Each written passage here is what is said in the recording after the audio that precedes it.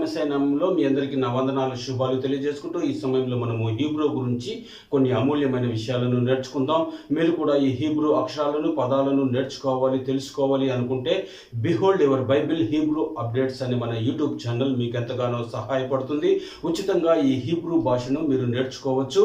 కాబట్టి ఈ ఛానల్ని మీరందరూ కూడా సబ్స్క్రైబ్ చేసుకోండి, తెలియని వారికి షేర్ చేయండి. చూస్తున్న ఈ వీడియోలను మీరు లైక్ చేయడం ద్వారా ఈ వీడియోలు మరొకరి వరకు వెళ్తాయి. కాబట్టి ఈ విషయాలన్నీ కూడా ఆలోచించండి.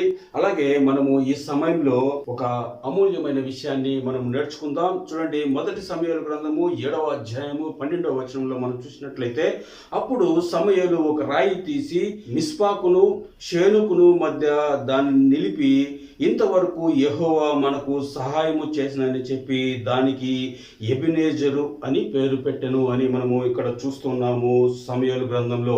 ఈ ఎబెనెజర్ అనే ఈ పేరులో ఉన్న అమూల్యమైన విషయాలను నేను మీకు తెలియజేయాలని ఆశపడుచున్నాను. చూడండి, ఎబెనెజర్ అనగా ఏంటి అని మనం చూస్తే సహాయపు రాయి. సహాయపు రాయి అని అర్థము. ఎబెనెజర్ అనగా సహాయపు రాయి అని మనకు ఇక్కడ అర్థమవుతుంది. వీటిని డీకోడింగ్ చేస్తే ఈ సహాయం ఎవరి వల్ల లభిస్తుంది అనే విషయాలు కూడా మనకు అర్థమవుతాయి. ఇక్కడ చూసినట్లయితే 1, 2, 3, 4, 5, 6, 7 ఈ 7 అక్షరాలలో మనం చూసినట్లయితే ఈ 3 అక్షరాలను ఆలెఫ్, బేత్, నూన్ ఈ 3 అక్షరాలను ఎబెన్ అని పిలుస్తారు. ఎబెన్ అని హీబ్రూలో ఎబెన్ అనగా రాయి అని అర్థము. ఈ హే అనే అక్షరానికి అర్థము చూడు అని. అలాగే ఐన్, జైన్, రేష్, ఐన్, జైన్, రేష్ ఈ 3 అక్షరాలను ఏజర్ అని పిలుస్తారు. ఏజర్ అనగా సహాయము అని అర్థము. ఈ హే అనే అక్షరానికి మరికొన్ని అర్థాలను మనం చూస్తే బహిర్గతం, తెలియజేయడము అని మనకు అర్థమవుతుంది. రివీల్ అంటే బహిర్గతపరుస్తుంది. ఈ ఎబెన్ అనగా రాయి. ఈ రాయి యొక్క సహాయము ఇజ్రాయేలీల ప్రజలకు ఇక్కడ బహిర్గతపరచబడింది అని మనకు ఇక్కడ అర్థమవుతుంది. ఈ పేరు మనం చూస్తే సమూయేలు గ్రంథము 7వ అధ్యాయం 12వ వచనంలో మనం చూస్తాము ఎబెనెజర్.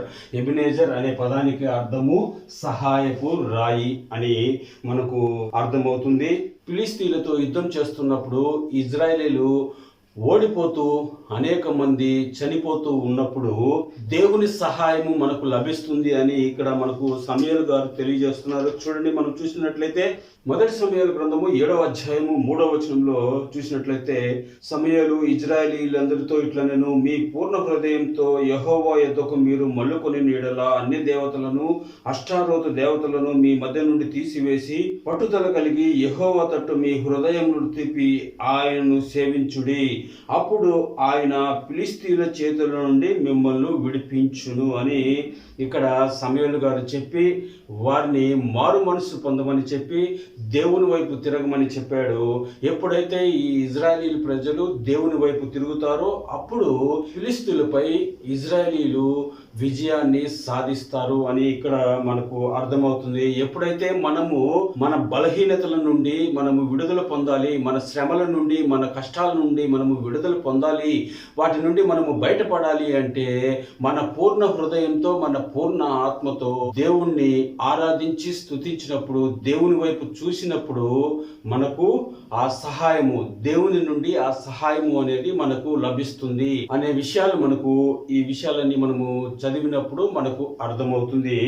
ఇక మనం చూసినట్లయితే ఇదే విషయాన్ని మనం చూస్తే కీర్తన గ్రంథము 118వ అధ్యాయము 22వ వచనంలో మనం చూస్తే, ఇల్లు కొట్టువారు నిషేధించిన రాయి మూలకు తలరాయి అయిను అని రాయబడి ఉంది. అలాగే మార్కు సువార్త 12వ అధ్యాయము 10వ వచనంలో కూడా ఇల్లు కొట్టువారు నిరాకరించిన రాయి మూలకు తలరాయి అయిను అని మనం చూస్తున్నాము. ఇంతకు ఈ రాయి ఎవరు అని మనం చూస్తే ఎఫెసీయులకు రాసిన పత్రిక 2వ అధ్యాయం 20వ వచనంలో మనం చూస్తే, క్రీస్తు యేసే ముఖ్యమైన మూలరాయి అయి ఉండగా అపోస్తలులను ప్రవక్తలను వేసిన పునాది మీద మీరు కట్టబడి ఉన్నారు. అంటే క్రీస్తే ముఖ్యమైన మూలరాయిగా ఉన్నాడు.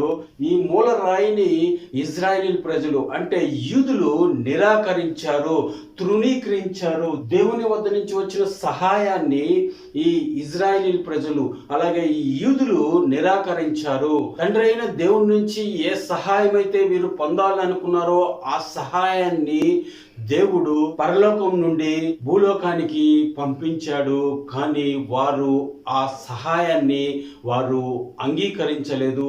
ఆ సహాయాన్ని తృణీకరించినట్లుగా మనకు ఇక్కడ అర్థమవుతుంది. చూడండి, ఎప్పుడైతే ఈ హీబ్రూ పదాలను డీకోడింగ్ చేసినప్పుడు ఆ డీకోడింగ్ లో నుంచి మనకు అద్భుతమైన విషయాలు బయటపడతాయి. ఇక్కడ అమూల్యమైన రాయి క్రీస్తే అని మనము బైబిల్ గ్రంథంలో చూస్తున్నాము. అది ఎలా అనే విషయాలు మనకు ఇది డీకోడింగ్ చేసినప్పుడు మనకు అర్థమవుతుంది. చూడండి, ఇక్కడ మీరు చూస్తున్నారు ఆలెఫ్, బేత్, నూన్. ఈ 3 అక్షరాలను ఎబెన్ అని మనం చూసాము. ఎబెన్ అనగా రాయి, హే అనగా చూడు బహిర్గతము, సహాయము. సమూయేలు గారు ప్రార్థన చేసినప్పుడు పరలోకం నుండి వారికి ఒక సహాయము బహిర్గతమైనది, అది వారికి విజయాన్ని ఇచ్చింది. ఇప్పుడు చూడండి, ఈ బెన్ అనే దాంట్లో ఉన్న విషయాలను మనం చూస్తే డీకోడింగ్ చేసినప్పుడు అందులో ఎవరు ఉన్నారు అనేది మనకు అర్థమవుతుంది. చూడండి, ఇది ఆలెఫ్, బేత్, ఆలెఫ్, బేత్. ఇది నూన్. నూన్ అనేది ఈ పదము చివర వచ్చినప్పుడు నూన్ సోఫిత్ గా మనకు మారుతుంది. నూన్ సోఫిత్. చూడండి, ఆలెఫ్, బేత్, నూన్. ఆలెఫ్, బేత్, నూన్. ఈ 3 అక్షరాలను ఎబెన్, ఈ 3 అక్షరాలను ఎబెన్ అని పిలుస్తారు. ఈ ఎబెన్ అనే ఈ పదంలో చూసినట్లయితే ఒక అద్భుతమైన విషయం మనకు అర్థమవుతుంది. చూడండి, ఈ ఆలెఫ్, బేత్, ఈ 2 అక్షరాలను మనం చూస్తే ఆలెఫ్, బేత్, ఈ 2 అక్షరాలను మనం చూసినట్లయితే అబ్ అనగా తండ్రి, అబ్ అనగా తండ్రి, ఔ లేదా అబ్ అనే పదాన్ని ఉపయోగిస్తారు. తండ్రి అని అర్థం. అబ్ అనగా తండ్రి అని అర్థము. ఇక మనం చూస్తే బేత్, నూన్. ఈ బేత్, నూన్, బేత్, నూన్.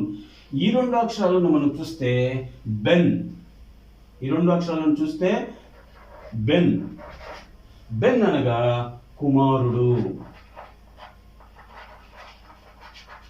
బెన్ అనగా కుమారుడు. బెన్ అనగా కుమారుడు, అబ్ అనగా తండ్రి, బెన్ అనగా కుమారుడు. అంటే ఈ 3 అక్షరాలలో ఎబెన్ అనే ఈ పదంలో ఈ 3 అక్షరాలలో మనకి ఎవరు కనపడుతున్నారంటే తండ్రి, కుమారుడు అనేవారు కనపడుతున్నాడు.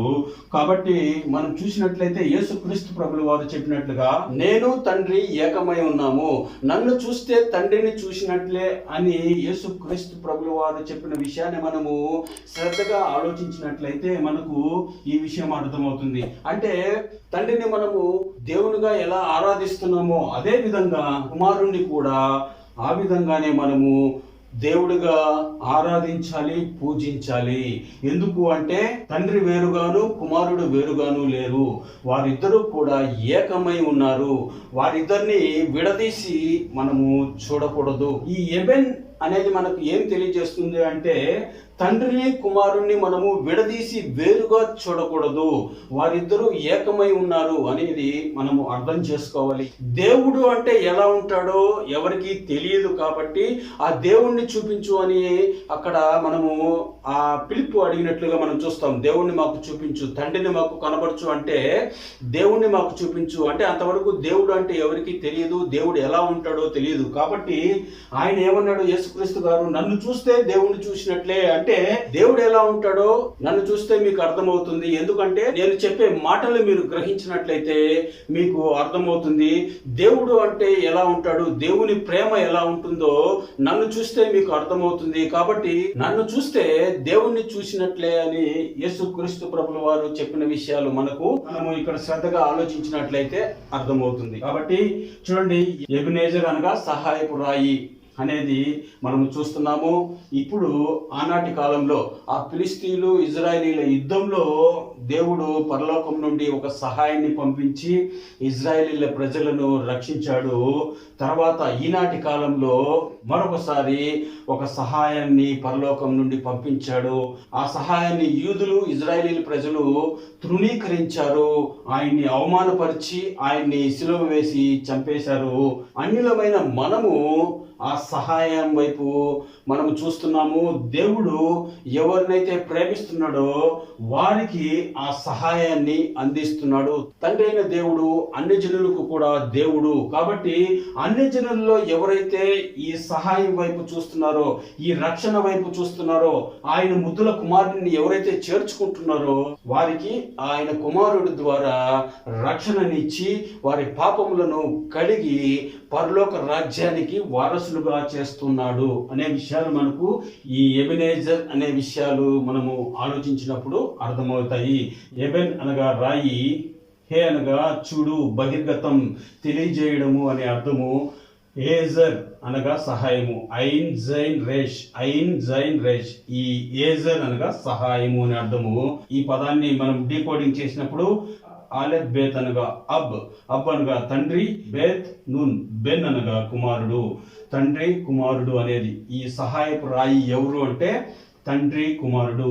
వీరిద్దరూ కలిసి సహాయపు రాయిగా ఈ మానవాళికి ఉన్నారు అనే విషయాలు మీరు ఆలోచించండి. ఈ హీబ్రూ పదాలను డీకోడింగ్ చేసి అందులో ఉన్న అమూల్యమైన విషయాలు గ్రహించినట్లయితే మనము దేవునిలో ఆత్మీయంగా బలపడడానికి, ఎదగడానికి, అనేక మందికి ఈ విషయాలు తెలియజేయడానికి మనకు ఉపయోగపడుతుంది. కాబట్టి మీరందరూ కూడా ఈ హీబ్రూ అక్షరాలను, ఈ పదాలను నేర్చుకోండి. తర్వాత ఈ డీకోడింగ్ అనే విధానాన్ని నేర్చుకోండి. మీరు అమూల్యమైన విషయాలు తెలుసుకుంటారు. ఈ విషయంలో మీకు మన channel behold your Bible Hebrew updates అనే మన యూట్యూబ్ ఛానల్ మీకు ఎంతగానో సహాయపడుతుంది. కాబట్టి ఈ విషయాలన్నీ కూడా ఆలోచించండి. మన ఛానల్ని సబ్స్క్రైబ్ చేసుకొని తెలియని వారికి షేర్ చేయండి. దేవుని రాజ్య సువార్తలో మీరు కూడా భాగస్థులు కమ్మని కోరుకుంటూ మీ అమూల్యమైన అభిప్రాయాలను కామెంట్ రూపంలో నాకు తెలియజేయండి. అందరికీ మరొకసారి మన ప్రభును రక్షకుడైన యెహోషువ మెస్సయ్య నామంలో వందనాలు, శుభాలు తెలియజేసుకుంటూ అందరికీ God bless you. Thank you so much.